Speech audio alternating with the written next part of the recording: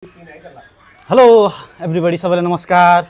हामी अहिले सटरडेको बसाइमा परदेशीका थोरै भलाकुसारीहरू यहाँ गर्न गइराखेका छौँ। हामीसँग खुमबहादुर सिंह ठकुरी हुनुहुन्छ।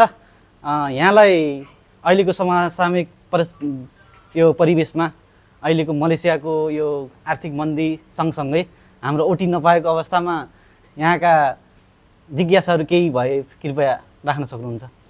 नमस्कार जितेन्द्र सर, तपाईँले आज मलाई यहाँ बोलाएर दुई चार शब्द बोल्ने समय दिनुभयो, ठिकै छ। परदेशी जिन्दगी भन्नुहुन्छ, ओटी नपाएको कुराहरू भन्नुपर्छ भन्दा अहिले सामूहिक रूपमा हेर्न पर्दाखेरि कम्पनीको अवस्था धेरै नै नाजुक छ। वर्ल्ड वाइड इकोनोमिक डाउन भएको कारणले अहिले कम्पनीहरूको हालत पनि त्यस्तै छ। त्यसै कारणले कम्पनीहरूमा ओटी चलेको पनि छैन र नर्मल ओटी जे होस् कम्पनीले दिएकै छ। हप्तामा 4 दिन सहित 3 दिन छुट्टी गरेर महिनामा 16 दिन ड्युटी दिएकै छ र बेसिक सेलेरी साथ एलाउन्सहरू चाहिँ दिएकै छ भने ओटी चाहिँ अहिले हाम्रो बन्द नै गरेको छ। केही महिनापछि चल्ने भन्ने कुरा हल्ला जानकारी त आएको छ, हेरौँ के हुन्छ भविष्य। खासमा ओभरअल मलेसियामै अब लगभग ओटी बन्द गरेको अवस्था छ होइन।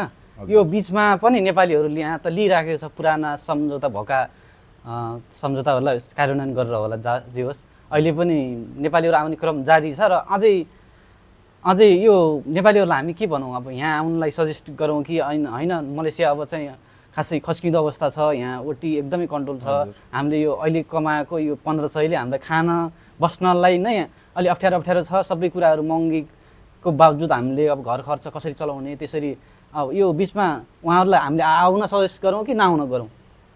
यो विषयमा भन्नुपर्दा जति पनि नेपालबाट आउन इच्छुक हुनुहुन्छ नेपाली दाजुभाइ दिदीबहिनीहरू, यदि हजुरहरू आउन नै चाहनुहुन्छ भने कुन कम्पनीमा जाँदै हुनुहुन्छ त्यो कम्पनीको बारेमा राम्रोसँग जानकारी लिएर मात्र आउनुहोला।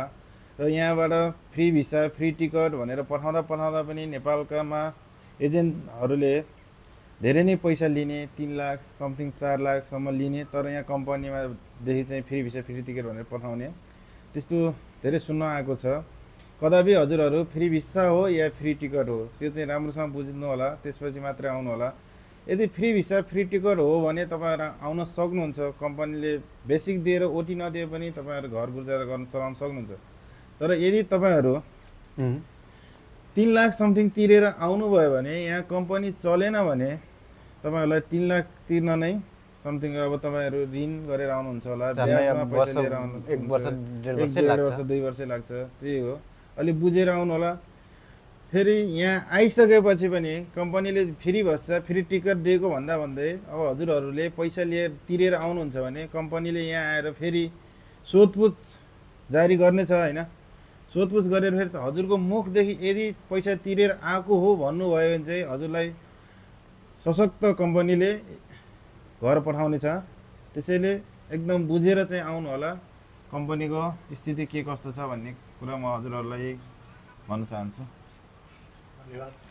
धन्यवाद। अनि यस सँगसँगै हाम्रो पनि सजेसन के हुन्छ भने अब नेपालबाट आउँदै हुनुहुन्छ भने आफ्नो यो ऊर्जाशील यो समयलाई खेर नफाल्नुहोस्। यो मलेसिया अहिले खस्किँदै गएको अवस्था छ, अर्थतन्त्र लगभग डाउन भएको अवस्था छ। धेरै कम्पनीहरूमा अहिले ओटी एकदमै कन्ट्रोल गरेको अवस्था छ।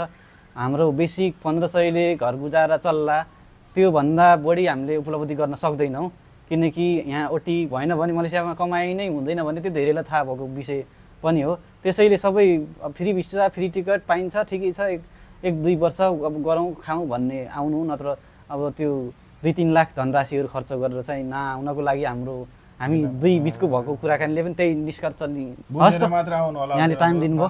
नमस्कार। धन्यवाद।